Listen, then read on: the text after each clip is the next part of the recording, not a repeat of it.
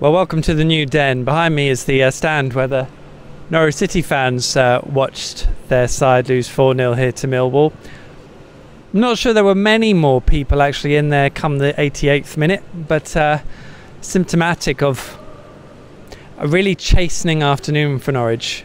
I remember saying a lot before this that I was a bit worried that this was going to be a challenge too soon for what Norwich were trying to do. That's very much how it panned out, and it's an interesting thing to sum up at the moment, because we all know what's been said since the summer in terms of work in progress, patience, project, all the words that no Norwich fan really wants to hear tonight off the back of this result. Firstly, no progress at all today. There is nothing positive out of today that you can pick up and take forward. Eminently predictable in terms of the way they conceded the goals. So predictable it was exactly how Millwall played it. They deliberately pressed when Norwich had goal kicks and whichever, because they were trying to force errors. And sadly Norwich at the moment just aren't good enough, and I say at the moment, Norwich aren't good enough to get themselves out of trouble when teams have figured it out. The physicality between the two sides was a different league. I genuinely thought we would see Norwich hunt in packs, play with real energy, get in people's faces. There was only one side doing that today, and that's not for the first time either. It's been noticeable by its absence how that just hasn't happened recently. And while we can say they look good going forward, ultimately they don't seem to be able to put crosses in, and so much of what they're trying to do breaks down on the edge of the box as they try and play it around impossible angles. So at the moment Norwich look like a side that's been parachuted in to try and do some damage in the Championship, yet all over the pitch just are not equipped to do it.